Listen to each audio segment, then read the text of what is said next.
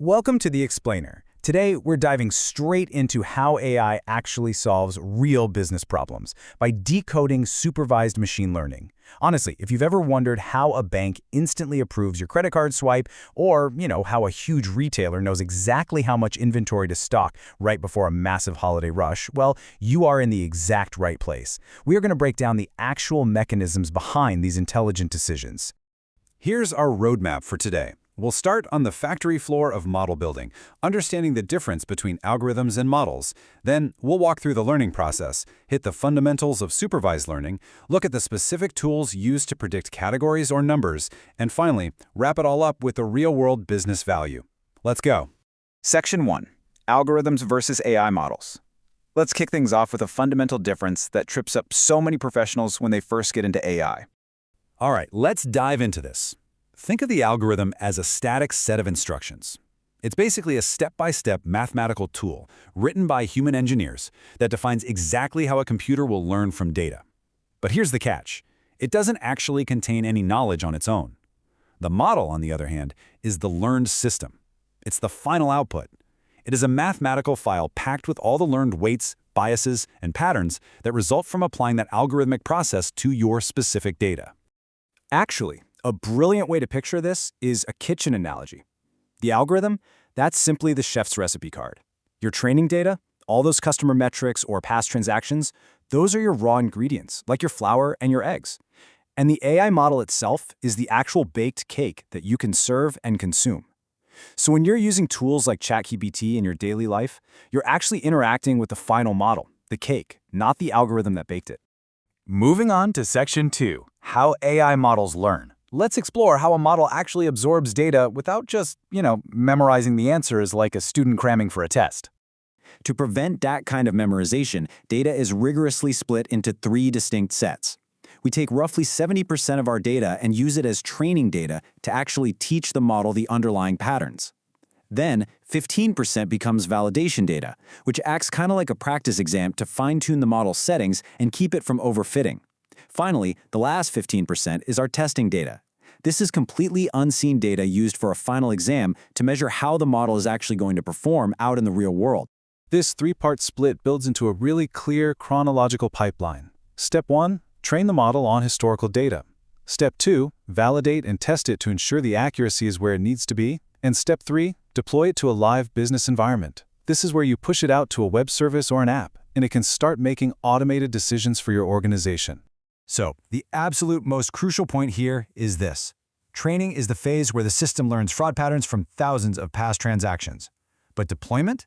That's when that trained model sits at a checkout terminal and actively blocks a live, fraudulent credit card payment right now. Put simply, training learns from the past, while deployment acts in the present. Section 3. Supervised Learning Fundamentals. Let's zoom out for a quick second to see where this learning with answers concept fits into the whole machine learning landscape. Machine learning essentially has 3 main pillars. You've got unsupervised learning, which finds hidden groupings in messy, unlabeled data. Then there's reinforcement learning, where a system learns via trial and error to maximize a score, like a robot learning to navigate a warehouse floor. But today, we are completely focused on the first pillar, supervised learning. This requires giving the model historical data where the correct answers are already explicitly labeled. We are literally handing the model the answer key to study from. Within that supervised learning world, your tool belt basically splits into 2 massive branches, based entirely on what you're trying to achieve. Classification, which sorts things into groups, and linear regression, which forecasts quantities. Section 4. Classification. Let's dig into that first primary function on the tool belt, predicting categories. Whenever you are facing a business problem, you've got to ask yourself one core question right off the bat. Are we predicting categories or numbers? If your answer involves predefined categories, like fraud versus not fraud, yes or no, spam or not spam, you absolutely need a classification algorithm. Classification is used everywhere across the corporate world to sort things into known buckets. Think about a bank trying to decide if a loan should be approved or rejected, or a telecom company trying to predict if a customer is going to stay or cancel their subscription, what the industry calls churn prediction.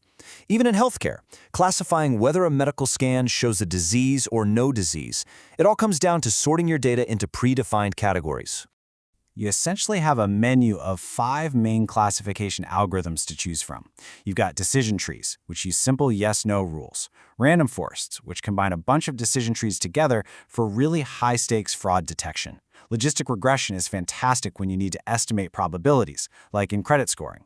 Support vector machines, or SVMs, try to find the perfect mathematical boundary between complex risks. And naive Bayes, that uses probability calculations for incredibly fast text analysis, like routing out your spam emails. And you know, this explicit paper trail is exactly why businesses, especially highly regulated ones like banks, absolutely love the decision tree algorithm. It is the gold standard for explainable AI. Unlike a complex neural network where the logic is just a mysterious black box, a decision tree provides a completely transparent paper trail. It starts at a node, asks a simple yes or no question, like, is their income over 50K, and branches down to a final decision. It lets them perfectly audit and justify every single automated choice. Section 5. Regression. Now let's look at the totally opposite side of the tool belt, predicting numbers.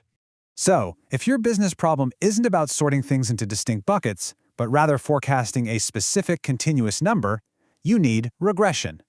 We're talking about questions that start with how much? How much revenue are we going to generate next month? What is the exact dollar value of this house going to be? Exactly how many products will customers purchase? Regression usually comes in 2 flavors of complexity. Simple regression looks at just one input factor to predict an outcome, like looking solely at how advertising spend influences sales revenue. But multiple regression, that looks at many different factors simultaneously to predict that outcome. In the messy, highly complex real world of business, you're almost entirely going to rely on multiple regression. Why? Because outcomes are practically never driven by just one single thing. A highly accurate sales prediction needs to combine several variables all at once. Advertising expenditure? Sure, but also the product price, the number of sales reps on the floor, the current economic conditions, and seasonal demand. Multiple regression mathematically weighs all of those factors together to give you a highly realistic revenue forecast. Section 6. Real-world value. Let's bring all this algorithmic theory back down to earth and look at the actual business applications. The ultimate payoff of mastering regression models is demand prediction. This is the superpower of accurately estimating future customer demand, so you can perfectly optimize your inventory, your staff, and your production capacity well before a seasonal rush even hits. By accurately predicting that demand, a company can drastically reduce stock shortages, lower their inventory holding costs, and make their entire supply chain vastly more efficient. What makes demand prediction so incredible is how universal it is across pretty much every sector. In retail, it's forecasting product sales. In banking, it's predicting customer spending levels or loan demand based on changing interest rates. Over in hospitality, hotel managers are forecasting their occupancy rates based on local events. And in manufacturing, engineers are predicting exactly how much raw material they need on the factory floor next week. These models literally turn pure uncertainty into a calculated, actionable strategy. As we wrap up today's explainer, I want to leave you with one final, absolutely critical question to think about. Your business likely already has massive amounts of historical data just sitting on servers. You have the ingredients, but are you asking the right questions, categories or numbers? And are you using the correct algorithmic recipe to bake the model your business actually needs to succeed? Because remember, the data alone won't save you. It's the supervised learning framework that turns your past into a genuinely profitable future. Keep learning.